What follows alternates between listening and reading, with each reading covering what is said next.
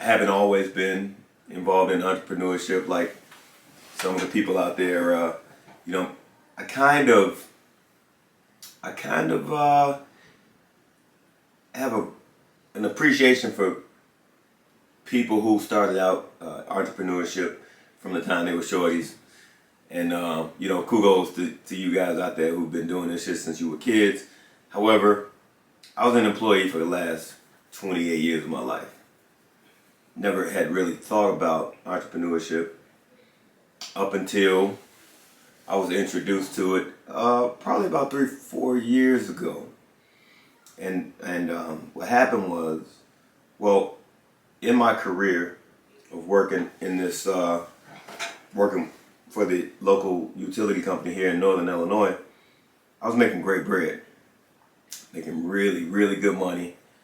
And, I thought I was the creme de la creme. I mean, it didn't really get much better than what I was doing. At least that's what my mindset was until I bumped into people that were making essentially my annual income in a month. Damn. It's like, Ooh. ooh, reality check, right? And in the face right there. Yeah, because and these were people who looked like me. They were like regular people. And they were vacationing essentially whenever they wanted. They were home for weekends and home during the week for dinner. Essentially had their own schedules. And I just, I was infatuated with the lifestyle. And it was like I started going to work thinking about the fact that I was trading time for money. And it was funny because what used to be so intriguing to me I became disgusted with it. And it was a conversation about how much you get paid an hour, right? Yeah. And I get that now. there was a time when, I could brag about, not brag, because I wasn't a braggadocious person, but I'm saying, like, I could have discussions even with my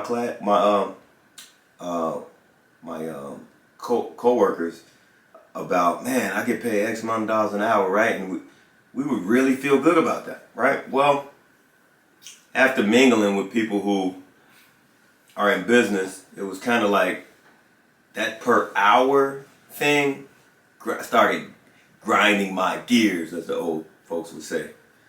It irritated me because it was a reminder that I was trading time for money. X amount of dollars per hour. So, for me, man, that was the start of my journey to really see what I could do to get out of trading time for money, and I can get into that a little bit later. What sparked your interest in business?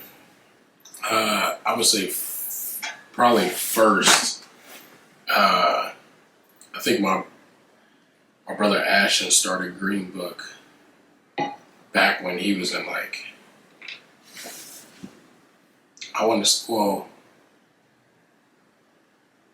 it was a little bit after college that he started Green Book, but he was the first person I knew that actually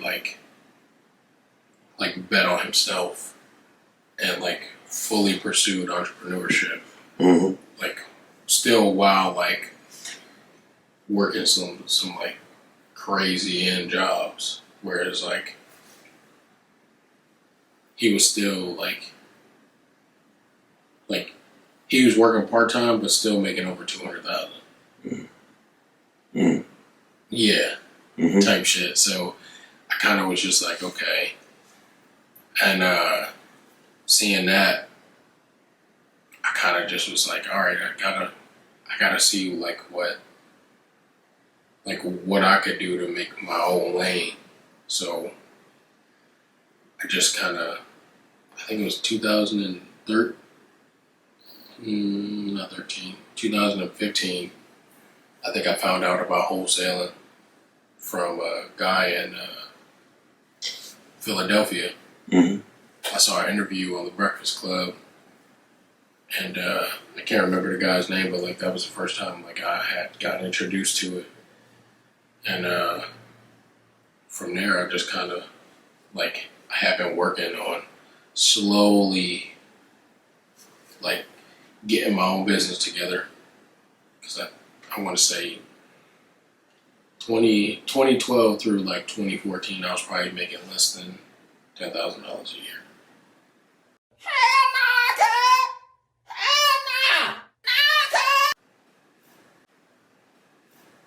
Wait, what? Wait, what the hell? What were you doing at the time? I was a cable technician. Then I transferred over to like selling cell phones or whatever. So like I was probably at like 9,500 maybe 10. Mm-hmm. So I never exceeded 12. I know that. Wow.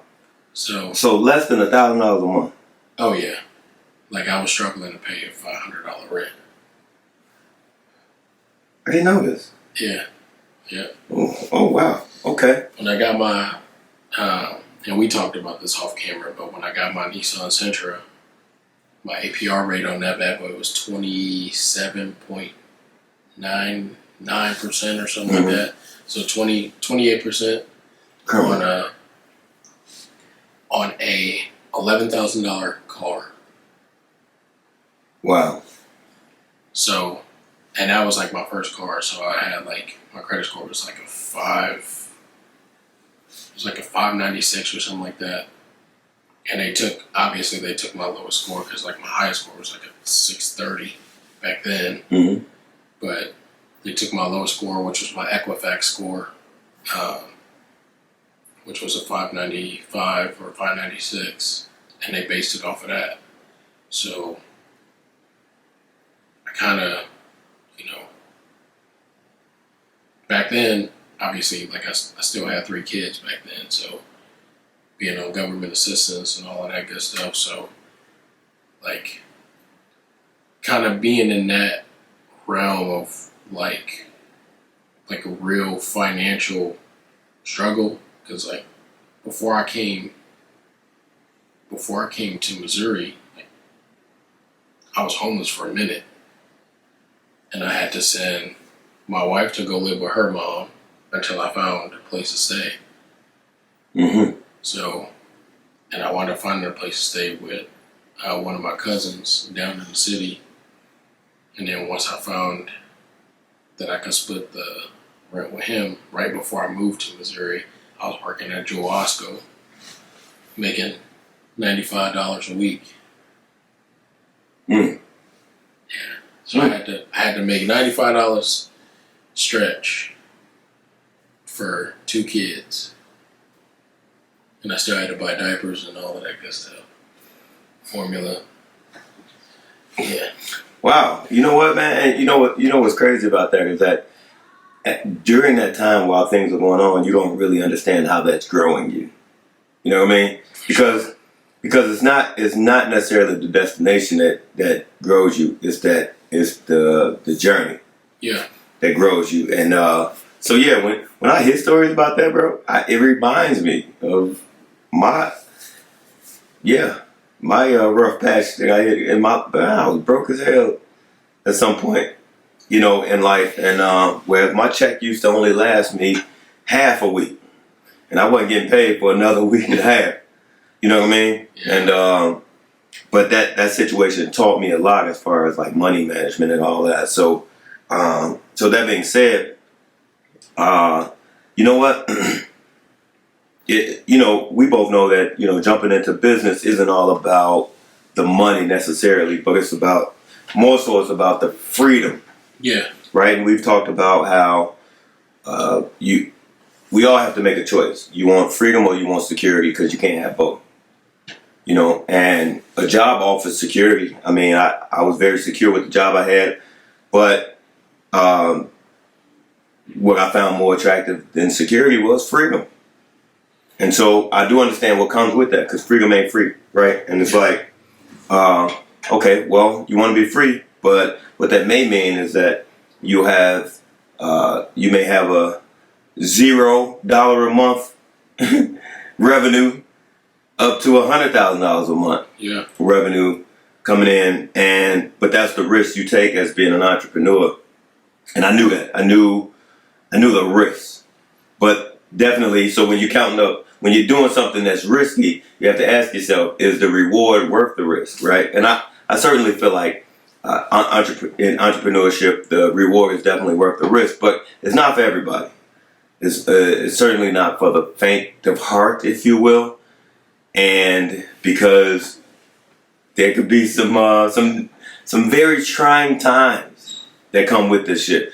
So, but in any case, I'll dive into my story a bit. As far as I worked on my job for 24 years, and I just walked away from my job in July of 2021, so we'll probably air this a couple times, so I'm just going to put a date stamp on it right there. I walked away from my job July 2021. We're currently in November 2021. So that was roughly, 4 months ago? Yeah. 4 months ago. And, but that decision was a planned out decision. It was a plan that I had conceptualized about 2 years ago. And I've been working on it ever since. And, once being introduced to entrepreneurship, it was like I couldn't unsee it. I developed a laser focused in on what needed to be done to be able to walk away from my job, which I loved. I loved my job, and I was a model employee, which is another thing that I think we should dive into. A lot of people think that entrepreneurship is essentially you might get into it because you hate your job, or you don't get along with a management being over you and this and that. And I have a philosophy that no matter what you're doing, you work for yourself. Your manager should never have to tell you exactly what to do. Your coworkers should always be able to count on you to pull your weight. In fact, you should be employee of the year, employee of the decade. That's just my philosophy as far as how it's right in line with work ethic and values. And specifically as a man, no one should have to tell you exactly what to do. For sure. I know you've experienced that on your job as far as, being a model employee first and foremost, because if you dive into going into business, right, you got to remember, you're taking you with you. Yeah. You're taking you with you. If you're trash already, you're probably going to be trash in business. You're taking you with you. And people don't just, I don't believe people adjust their work ethic just because, I'm doing this for somebody else, or I'm doing this for me, or, Yep. At the end of the day, if my name is on something, I don't give a fuck who I'm doing it for. I'm going to give it my all. Right. So, what's been your experience at the gig? Man. Not to get, too specific, but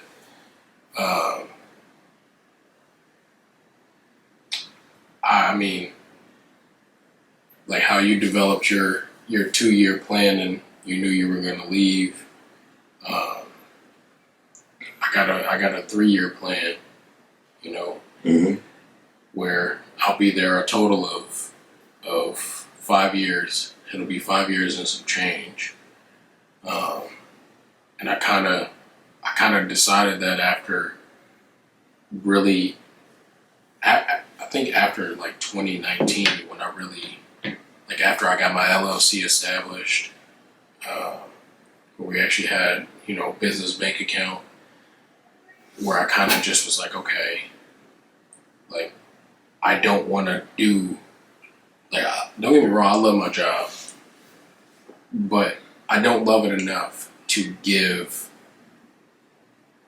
to give them 25 years of my life. That's fair. Because when you really break it down, right? So I want to say after 5 years, so like you start out at the company that I'm at, you start out with 2 weeks of vacation, 10 sick days, and 3 floaters, right? After 5 years, you get another week of vacation. So to get your 4th week of vacation, you have to work there for 15 years. Goddamn. Well, goddamn. To get your 6th week, you have to be there for over 20. So I try to put that into perspective for people. You're going to work at a job for 20 plus years to only have literally a month's worth of vacation off from your job. 20 years of your life only equates to 1 month from that job that you have, depending on where you are in the company. To me, that's not worth it. I'm doing the same job for 25 years, and I only get a month off until I'm 65 or however long I work for. You know what I'm saying? Like that to me is not a fair trade. Because when you look at the bigger picture, you know what I'm saying, depending on, what you work around or how you work around, you put your life on the line every day. And,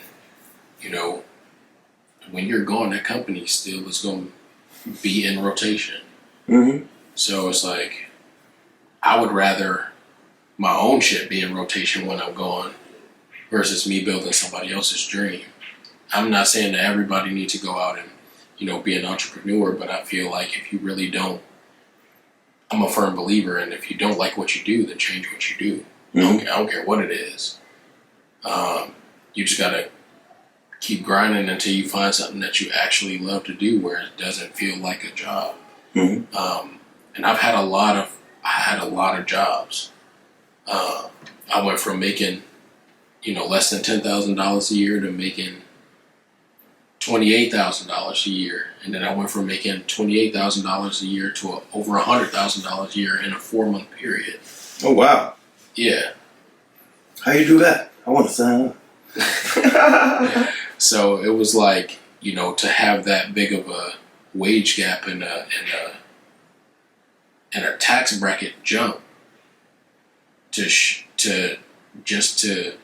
show like people how important like financial literacy is, and how much you have to be in tune with like how to save. I was making over $100,000 a year for a company in California, and I was still living check to check, and my checks were over $2,000 a week, and I was getting paid weekly. So I'm making $2,000 and something a week. You know what I'm saying? You times that by 4. I mean, you making a good amount of change. $8,000 a month, roughly. You know what I'm saying? And that's after taxes. So, and that's off of strictly a 40-hour work week. That's not even including overtime. So, like when I put that into perspective and I look back at it, and I was still living check to check, like I couldn't tell you like where that financial gap was, because I was like, how the fuck am I making all of this money, but I'm still not saving nothing? So, like, wait, hold on, but you were living in Cali, right? Yeah. Wasn't the cost of living through the goddamn roof? I mean, yes and no, because what part of Cali? I never was living in like the heart of Cali, so like I lived in Hemet. So Hemet is like, I mean, if you meet anybody from Cali, they're gonna tell you like Hemet is like a crackhead town, basically. Mm-hmm. But like where I was in him, it was, to me, it was beautiful. I had the mountain reserves right in my backyard. I lived in a little cul-de-sac where, like, you know, my kids used to play with the neighborhood kids and stuff like that. So it was kind of just like I lived in this, like, almost like a little bubble, if you will. And you know, we had a nice school district and everything. So it's kind of just like, you know, I lived in that nice part where it was, you know, somewhat affordable, but it was still like, you know, in California, like they make you, like if you buy pop in California, which some people call it soda or soda pop or whatever,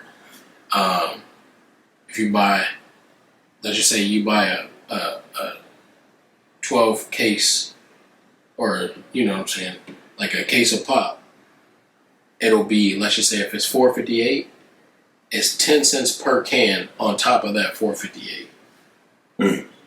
So you paying like close to like $6 or $7 for that 12 pack versus the regular $4.58 because they want you to recycle. So Cali taxing. Now, well, hold on. So did you get that money back when you recycle, or how does that work? I mean, how does that? No, it's literally just for you to recycle. I don't know if you ever got any like money back from it, because I mean, we never really got that far into it. Yeah, I'm just trying to figure out how, if I tax you more, how does that make you recycle? I mean, unless you bring in that can to a recycling. Yeah, so they used to have, at grocery stores, they used to have an actual place, like an actual like kiosk that you would take your recycling to. Mm-hmm. Only for pop cans though.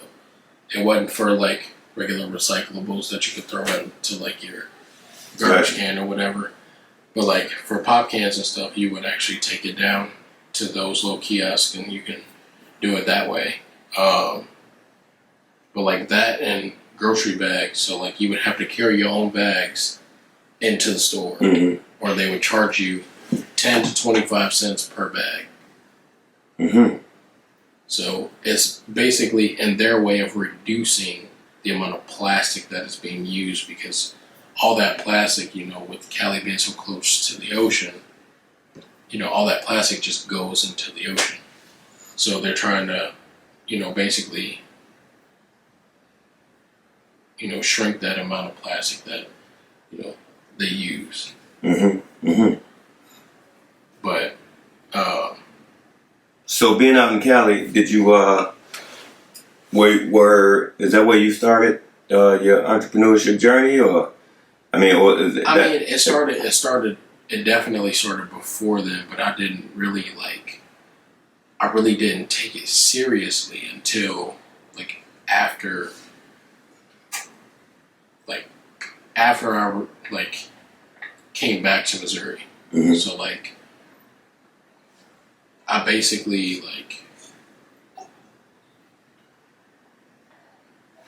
I was in Cali for a little bit, and then me and some supervisors just couldn't see eye to eye, so we kind of just we mutually just split ways. So I found myself in the same predicament where I went from making $100,000, right, which was the most I ever made as a 23-year-old black man.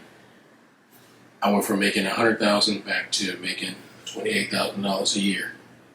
And that's because you moved back to Missouri. I moved back. Okay. So I literally was just like, damn, I'm back in the same boat, right? But now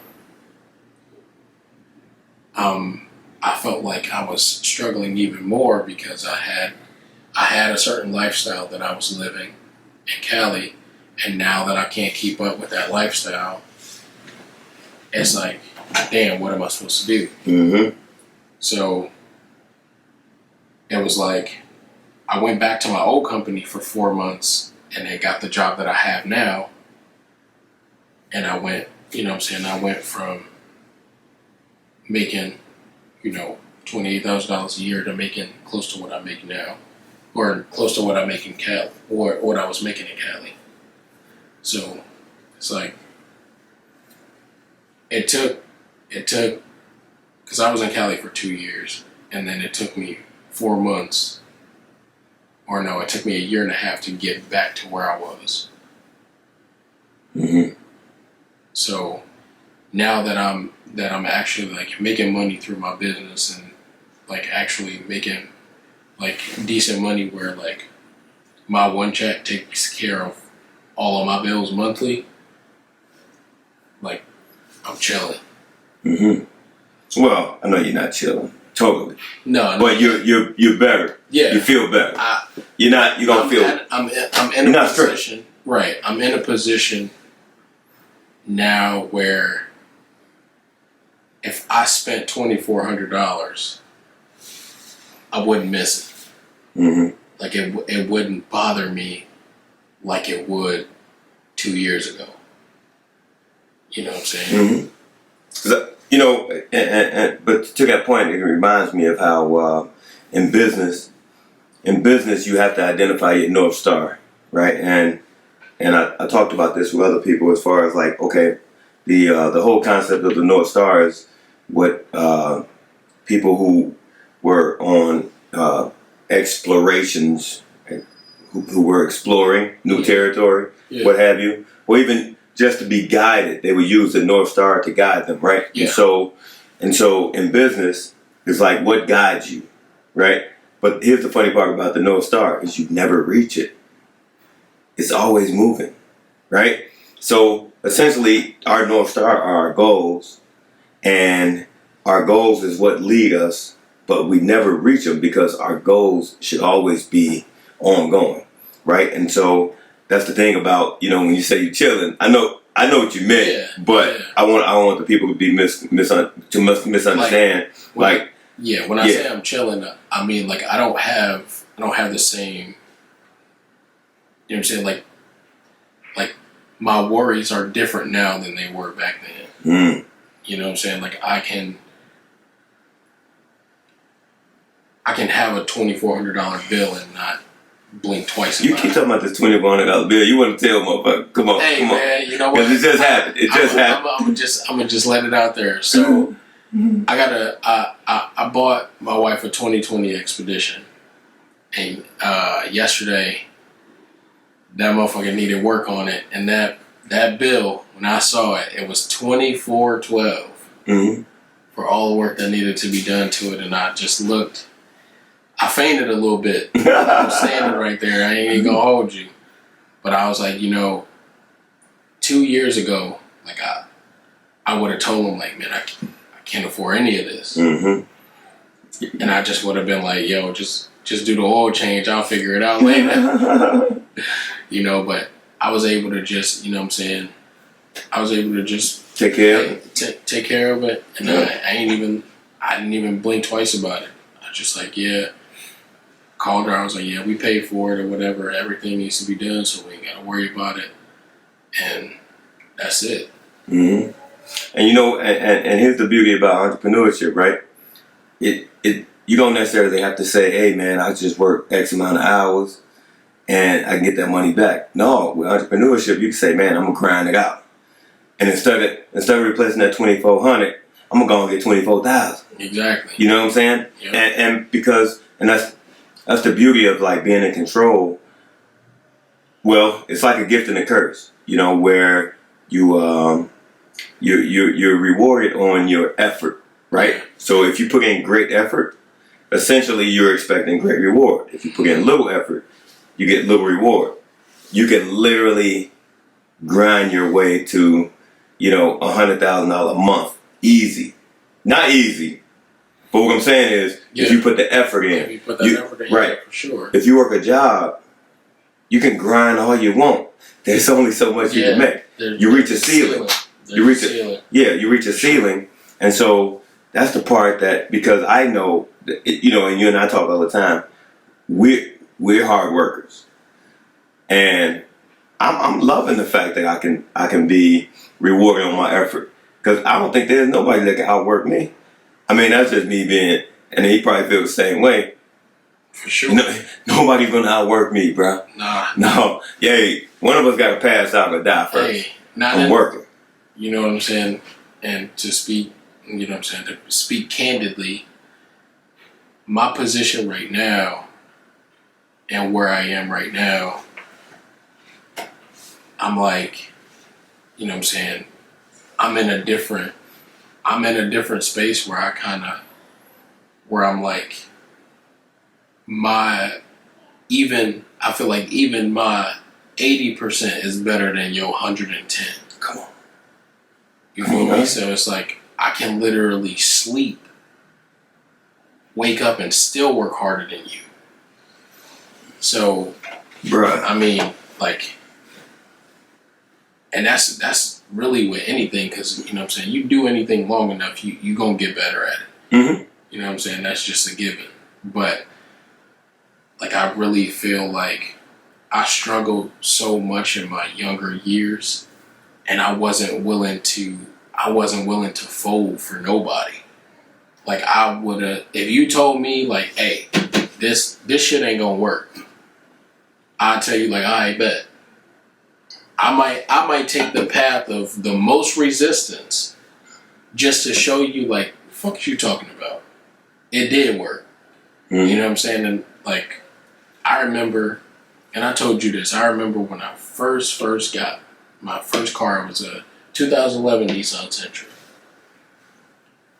The first thing my family told me, it wasn't a congratulations, it wasn't nothing, it was, why'd you get that car? Wow. It wasn't no congrats, no nothing. It was a, why you get that car? Why you didn't come to Chicago and let us help you pick out something? Cause y'all niggas not putting in on this shit. Mm-hmm.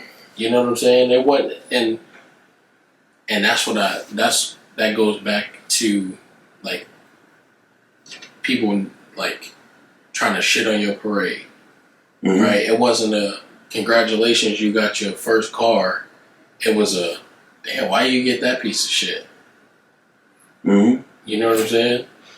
Well, you know what? Also, too, you know, people don't really acknowledge when you reach certain milestones or certain successes in life. People don't really pay attention to what it took to get you there. You know what I mean? Sometimes, and I've learned that throughout life. As far as, you know, yeah, this is a big deal for me because I know I was there for the journey the whole time. Hey, you know what I'm saying? I used to tell my moms, like I used to tell her, like, how could you not see the progress? Like, nigga, I used to bike 3 hours to work in Chicago winters, bro. Like, I'm taking a bike to the train station to even remotely see if I could hide on the train for a 30-minute train ride versus a 2-hour bike ride. You know what I'm saying? I'm waking up at 2, 3 o'clock in the morning to make sure that I'm at work at 6 o'clock. Like, I did that for a full year and a half. And I was like, I didn't have, you know what I'm saying? Like, I had a place to stay, you feel me? But I didn't have nobody trying to really, like, help me progress in a sense of helping me, like, be like, hey, Cam, if you doing this, like, you need to save this much or you need to do this much. I didn't have that. It was kind of just like, oh, well, you can stay here, just, you know what I'm saying, make sure you help out with groceries every once in a while. And it was like, I was busting my ass, you know what I'm saying, to get there and back to work, but it was like, I didn't have no help or no guidance. So, like, for me, it was like, when I got my first car, it was like, I was like, nigga, we made it. You know what I'm saying? Because, like, I used to walk everywhere in Madison. Yeah. From the crib to Aldi, the crib to Walmart. And I'm talking about, I'm carrying, you know what I'm saying, 15, 20 bags for those 10, 15 miles. You know what I'm saying? To have at the crib, I'm like, bro, I didn't sit here and complain to y'all about not having a car. Like, I took that walk. was like, fuck it. Yeah, and you know that's what real men do. You know what I mean? And kudos, brother, because you know I witnessed a lot of your journey, and you're definitely a real man. Because a lot of guys out here would opt to bitch up and lay on the couch and let other people figure it out. And so you're definitely you're definitely a real man for real. Now the thing about it is you mentioned something about sleep, and I forget exactly what you were talking about, but that reminded me of you know, grind culture and what they call grind culture, and people feel like that, you know, I got to go in order to feel like I'm accomplished. Well, countless scientific studies have shown how important sleep is. Yeah. So now if you just sleeping, you know the difference between getting your rest and oversleeping. Now, I overslept yesterday. I know I did, but that ain't me normally. That was me after my Thanksgiving meal, because hey, it was still weighing heavy on the brother. But but no, it is vitally important. I know I've heard videos of like Steve Harvey saying, you know, you can't sleep that long, this and that. And listen, get your rest. Because what happens is just your mind, your brain is like a muscle, right? If you go to the gym and you work your muscles, you're ripping them, you're tearing them. Yeah. The repair is in the sleep. Mm-hmm. You repair your muscles when you sleep. Your brain is the same way. You all day you're ripping, you're tearing, you're exercising your brain muscle, right? Your repair to your brain is when you sleep, and and in fact, studies have shown that your imagination is at its peak when you're resting. So that means things can come to you that could elevate your business. Don't neglect your rest, and don't let these grind culture motherfuckers tell you that, hey, you got to go 3 days with no sleep. That all right, you fuck around and, you know. I mean, after a while, your brain starts to not function. I mean, some people can do it. Yeah. But like I like my sleep, man. I ain't even go home. Yeah. You gotta get your rest, man. Not too much. No, you know, y'all know. Yeah, nah. Stay in the bed to. I'm a firm believer in getting my rest out. Like even now, like my kids are in bed at 7 o'clock. Mm-hmm. If I ain't got nothing to do, I'm in bed by 7:30. I'm knocked out by 8 o'clock. Mm-hmm. But you wake up early. That's true. You know, I'm up at 3 a.m. Yeah. Another component, you know, speaking of sleep, because I think sleep is very vital to our mental health, physical health, and so that brings me to the physical as far as like working out. It's all wrapped up into Millionaire Habits. They got a lot of books out here. 7 millionaire habits, 8 millionaire habits, 13 million. You know, essentially, in the common subject in all of those are rest, reading, and exercise. Rest, reading, and exercise. Those are commonly mentioned. I don't care what number of millionaire habits you rest, reading, exercise, and then you get into networking and all this other stuff. Yeah. And you know, I can realize the benefit of exercising up until I did some studying about it, because I'm like, I thought exercising was purely just to like make you look better or make you feel better. However, what happens is with cardio, I'm saying we do you elevate your heart rate, you get that blood flowing. Your brain needs oxygen. Yeah. Right? And it performs at its best when it's well oxygenated, right? How do you get oxygen to the brain? Cardio. Cardio increases blood flow. Blood drives oxygen to the brain. That way you can think better.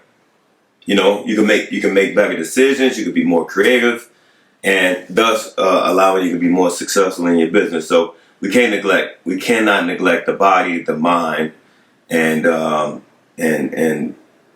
what was that? I said exercising or reading, wow, vitally important. I used to think that reading was a punishment. Yes. I mean, you know what, I think a lot of us, unfortunately, black people, we were raised to believe that reading was a punishment.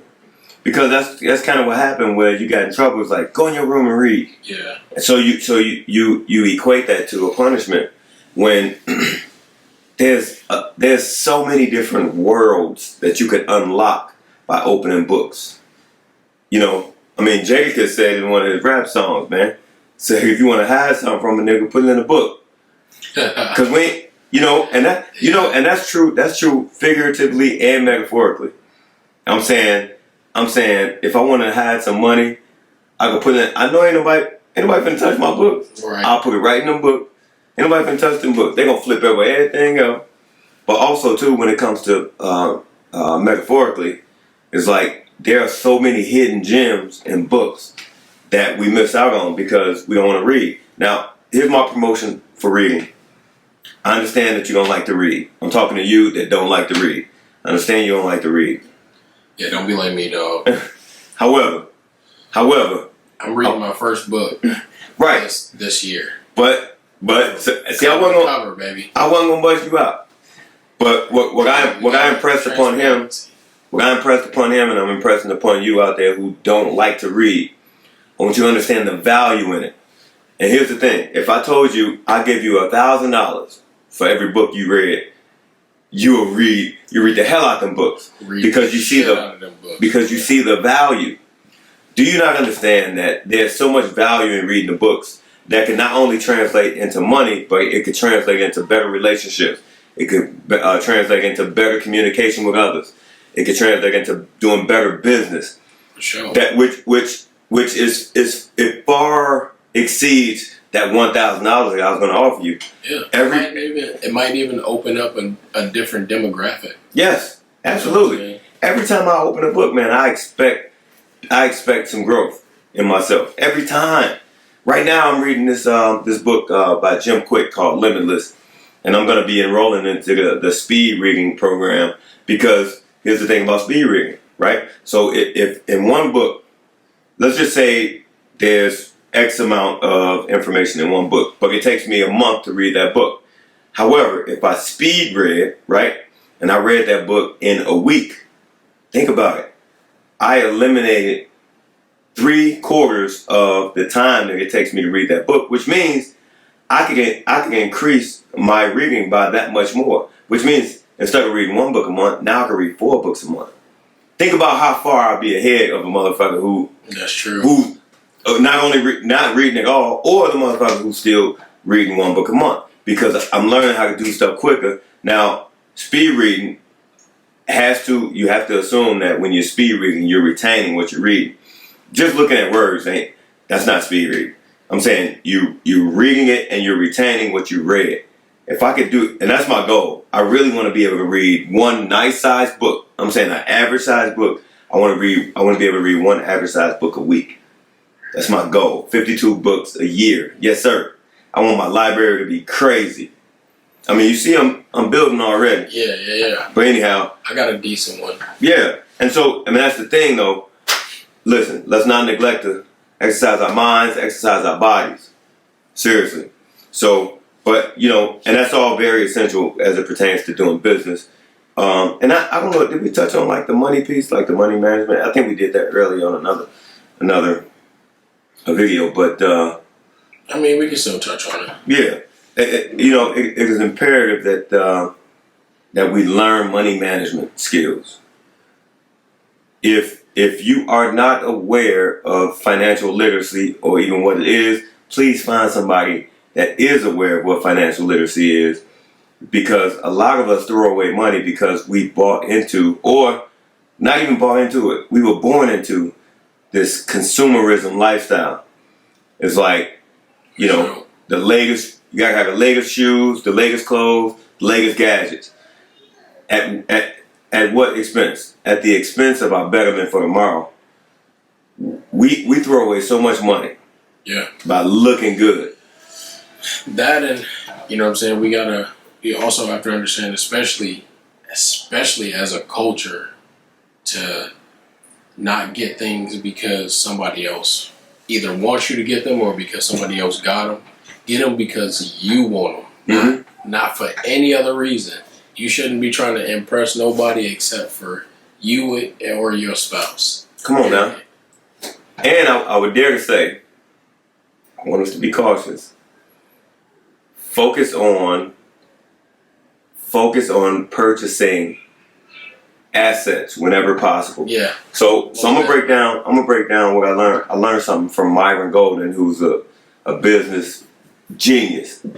I follow him. I've even made him one of my mentors, and he don't even know it. But you can make people your mentor. Hey, Napoleon Hill, Think and Grow Rich. I think he's dead, but he's my mentor. I read his books. Yeah. Hey, so the thing about Myron Golden said, he talked about the 3 tiers of the primary uses of money.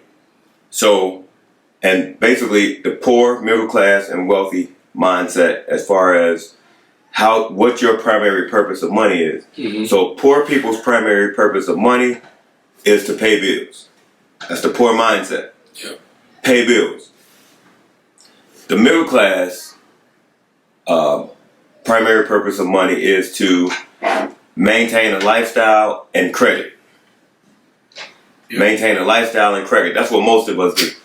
Maintain lifestyle and make sure our credit's straight. Yep. So the wealth mindset, the primary use of money is to make more money. That's the wealthy mindset. I'm gonna quote the Bible pretty often, because I'm not super Christian. I'm not a Bible thumper. However, I love the book. The Bible is a great book, a great guide for life. There's a scripture in there that says, "As a man thinketh, so is he." You're gonna have to be wealthy to implement the wealth mindset. Wealth mindset. When I was working at McDonald's, I was far from wealthy, but I didn't waste my money on foolish stuff. I saved my money. I didn't necessarily know what assets to buy, but I always at least been a good saver, and I didn't spend my money on foolishness. I kind of got a cheat code though. I'm not gonna lie. I got an early cheat code. It was 2 people in my life. There were 2 people in my life who taught me about money. It was my dad and my cousin. And I had to cut. My dad, he was an employee who was great with money, and he saved a lot of money. And I can get into that later, as far as like the fact that he gave me the book Rich Dad Poor Dad, but didn't even realize he was the poor dad in the book. That's another story. That's another story. Right? He didn't even realize. Although my father did well for himself, he was the poor dad in the book. Sure, for sure. And then I learned from my cousin, who was by all means a street guy who had money, but what he did was he showed me how to not be impressed by how much money you got, right? Yeah. And so that's the problem with a lot of us. You sit there, you get $500 in the bank. Right away, you start thinking about what you can do with it. Yeah, for sure. And so imagine you start getting 5,000, 10,000, 20,000. People want to go on a shopping spree right away. Mm-hmm. I could literally sit. I'll say this. The people who I sought to be my mentors could literally sit on a couple million and you wouldn't even know it. You wouldn't know it. Why? Because that's crazy. Because for that mindset, 2 million ain't enough money to be playing around just yet. Yeah. That 2 million got to make me some more millions. It has to make me some more millions.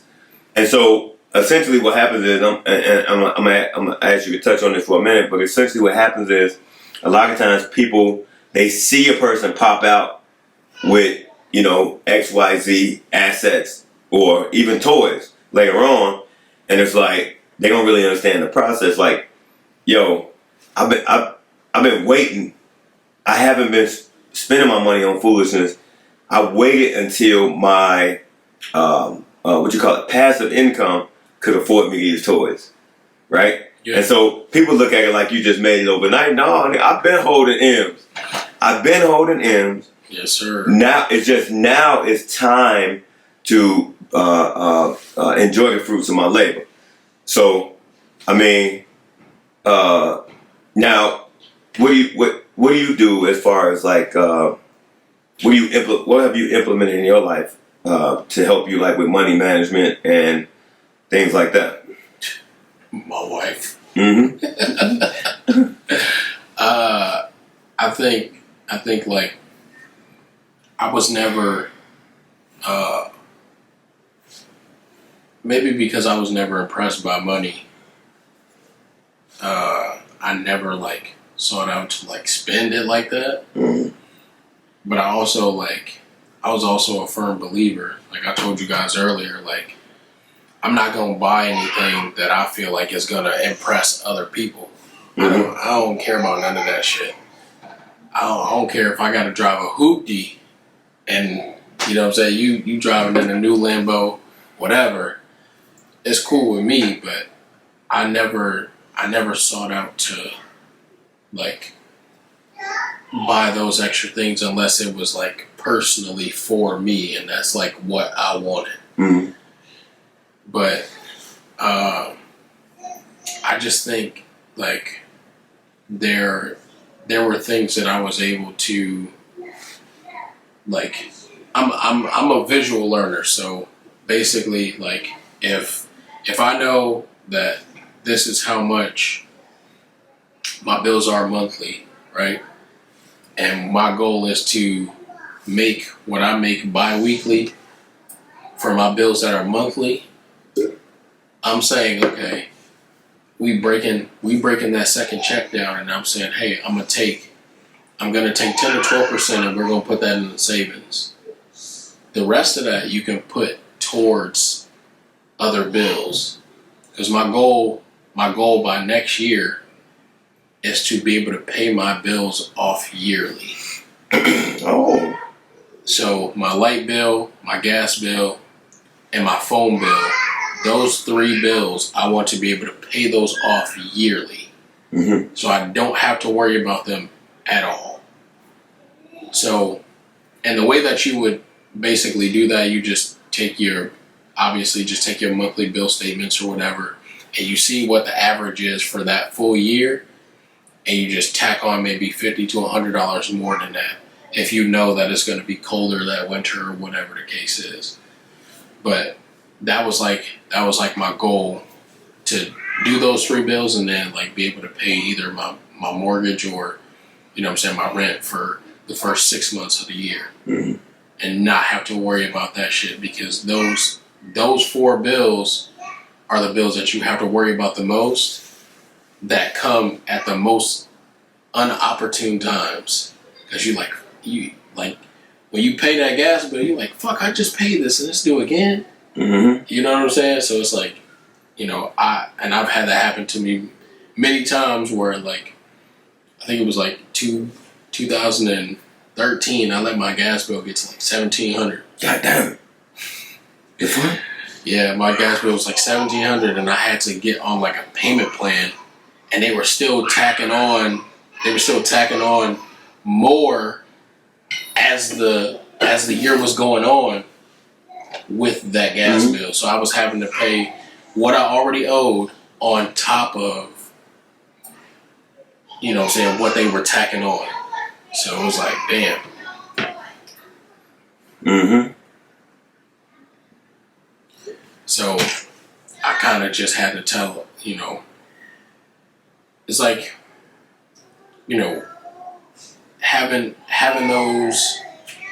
those things like implemented and understanding like how much you make and how much you know what I'm saying, how much you want to make, and then, you know what I'm saying, just trying to get to that goal as quickly as possible. So, I mean, as best as you can implement it, your goal should always be like, if you're getting paid weekly or bi-weekly, your goal should be to make what you make in your check monthly to pay for your bills in 2 weeks or in a week or whatever. Because that second check, you can split that up and say, you know, I'm gonna put 10% or 12% of my savings, and then the rest of that I can literally just either pay ahead on some bills or just keep that money.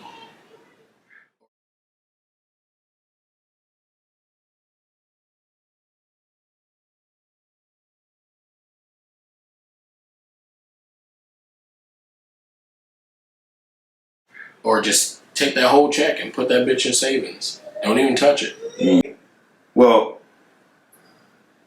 I think there's a slight caveat to that, and the caveat to that is that depending on what the house is.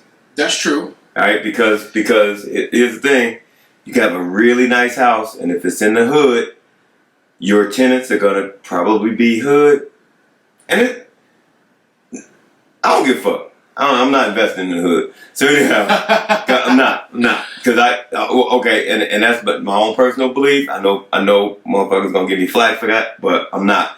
And the thing about it is because, typically when in those areas, if you put something nice in that area, it's probably gonna get fucked up. Because now I'm saying you put that same house in a nice area. To your point though. People will try to mirror what the neighbors are doing and try to keep that property up, especially because they want to continue to live there as well. So, I'm just saying it's another little little piece to that. But I'm saying I ain't saying go all out and go get the crazy marble. Yeah, marble, you know what I'm saying. You know what I'm saying, getting the crown molding. Yeah, I ain't saying doing all that, but I'm saying make it comfortable. Making it a little bit more homey for that person because, you know what I'm saying, maybe before you know what I'm saying, where they lived was so shitty that they ain't care about keeping that shit up. No, and I agree with you. I mean, I don't. You know what I'm saying? It's that argument, you know what I'm saying, that I know that's, you know what I'm saying, situational or whatever. Mm-hmm. But I definitely feel like some people, more often than not, will keep something that's decent, if they're any type of person.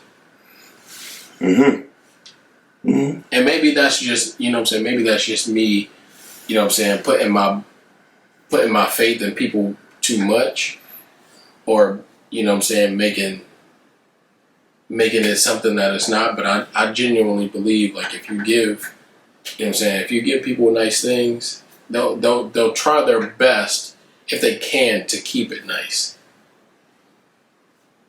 But that's just you know what I'm saying, that's just I don't know. Me. That's just me. Right. No, and you know what? The thing about it is, I just think about that. To that point though, nice. The word nice, that's subjective. Because you can't put nice things in the hood or wherever, but what's nice, right? Now, of course, you and I, we operate with integrity. We're not putting no bullshit in no river. Yeah, no. Right? But now, I'm saying, to that point, I'm probably not putting marble countertops. I'm probably not doing crown molding. I'm probably, you know what I mean? I probably would try to stay away from carpet. For sure. Floors. Yeah. Well, I mean, vinyl plank, because that shit's durable to the motherfucker. I'll go vinyl plank. It's still gonna look nice, but it's not, the top creme de la creme. Yeah. Because here's the thing.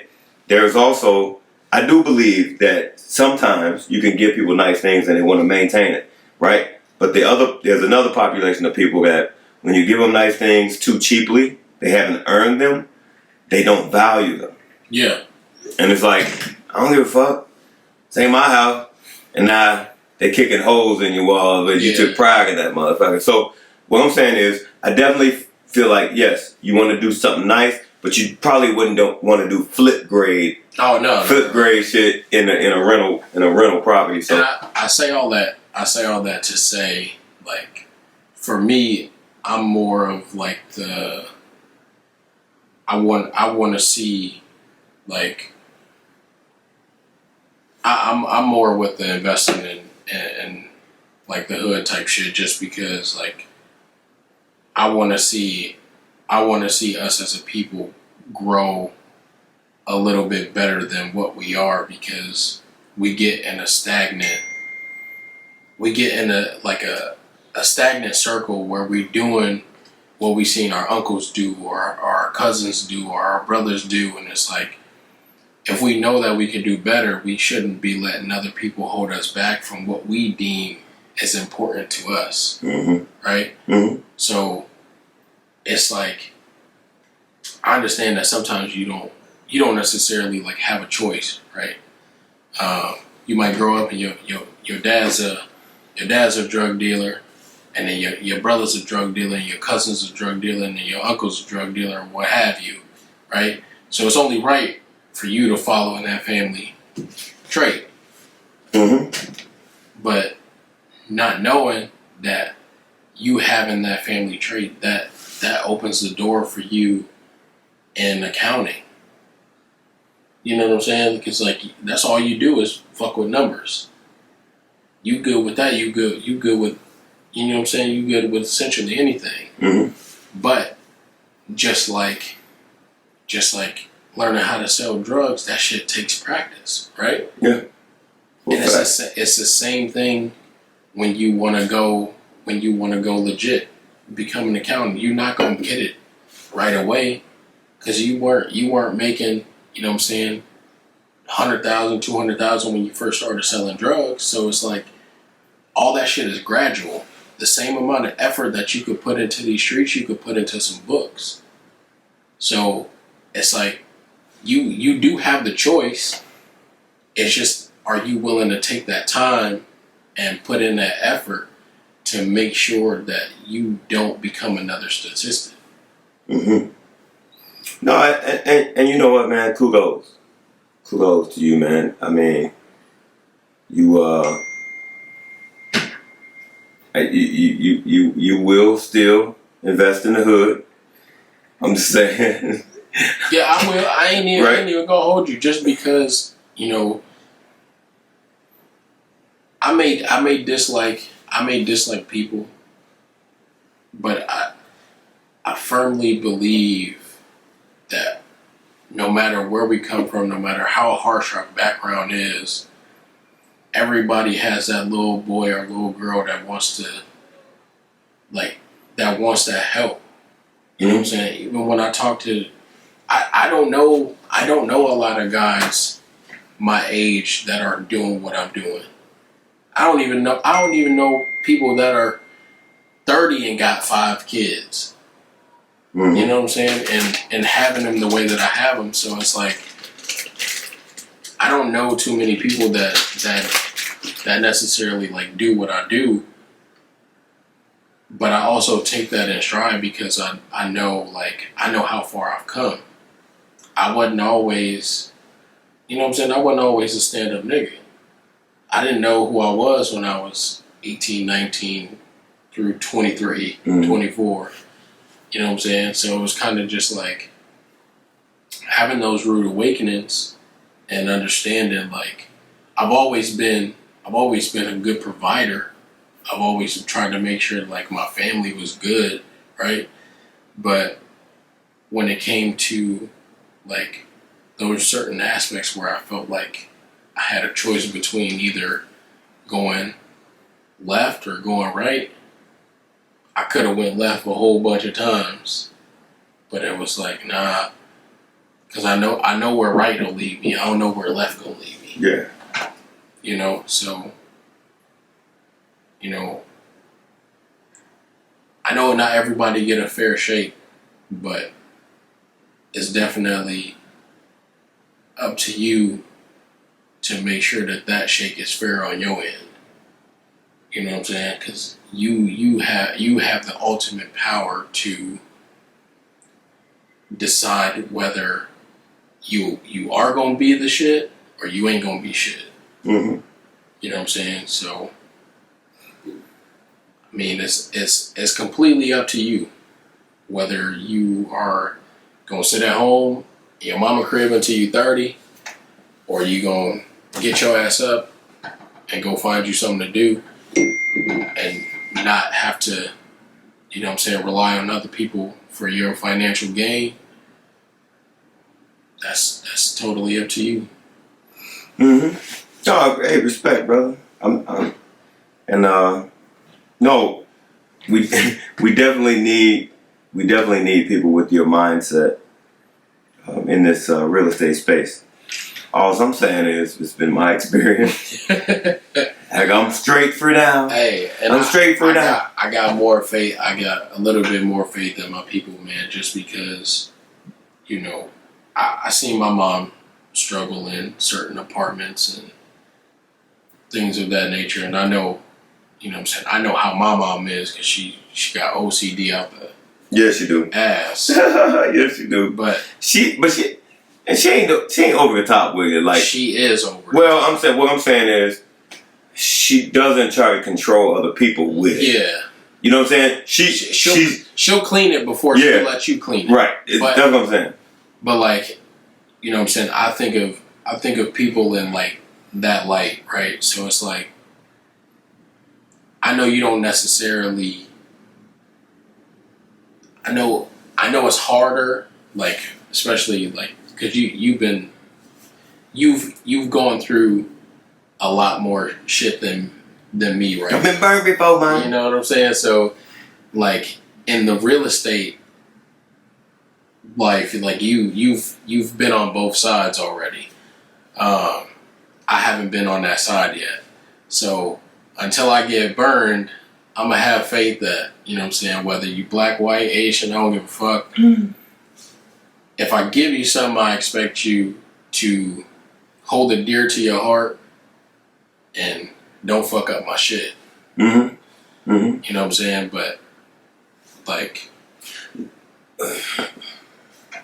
that's just how I feel about it, yo. Yeah. No. Okay. So let me say this. When you know, because you did mention my people, you know, and so here's what I'm saying.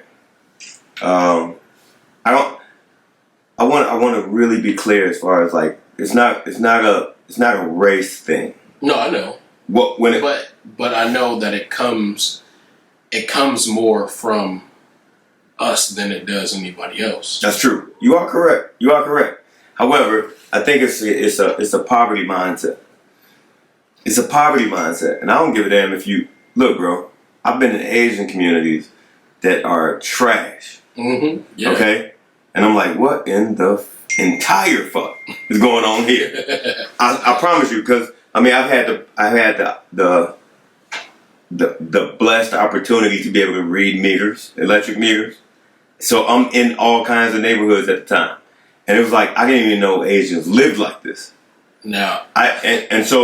So what I'm saying is, and I'm not picking on Asians. I'm saying the poverty mindset is it transcends race. All I'm saying is, I tend. Okay, so when we talk, and I'm not trying to convince you. No, you good. Right. So what I'm saying is, at this stage in my life, I'm not at the point where I want to really do business with people who are in the poverty mindset. I don't give a fuck what color you are, because I'm trying to grow my empire, and every kick in the wall, every maxi pad that's flushed down the goddamn toilet, when you diapers, motherfuckers flushing diapers, got the goddamn. I'm saying you flush it. Yeah. I'm saying it's a setback to my growth. Yeah. Right. And so, though, I just had a partner. Who apparently she must have got into it with her boyfriend on the east side, and whole apartment shot up. Nigga shot the stove. What the stove do to you, nigga? What the stove do to you? Shot the stove, man. Damn. I'm saying windows shot off, and so what I'm saying is that it's a mindset. So listen, I'm saying we could probably wrap this up. But what I'm saying is, here's my philosophy, because it doesn't have to be about race. Mm-hmm. But I follow this guy. On YouTube. His YouTube handle is the Saint and the Sinner. Oh yeah. Right, Yeah. and he talks about his 3 rules. I forget the three rule Bible or something he says, but he says be who you truly are. The 3 rules: be yourself, right? Be good to yourself, and be good to good people. Yeah. That last one resonates with me a lot. Be good to good people. Listen, because what that does is it allows you to kick people in the ass if they're not good people. Yeah. I don't give a fuck what color you are. I don't want to fuck with you, right? And so I want to be good to good people. Be who you are, or be yourself. Be good to yourself and be good to good people. And I'm gonna leave y'all with that. Also, too, I have another piece right here that says, know yourself, trust yourself, love yourself, and be yourself. Just read that in the book, Limitless by Jim Quick. We're rolling, baby. But listen here. Hey, we're going to conclude. I'm Cook. Cam. And we signing out. Peace.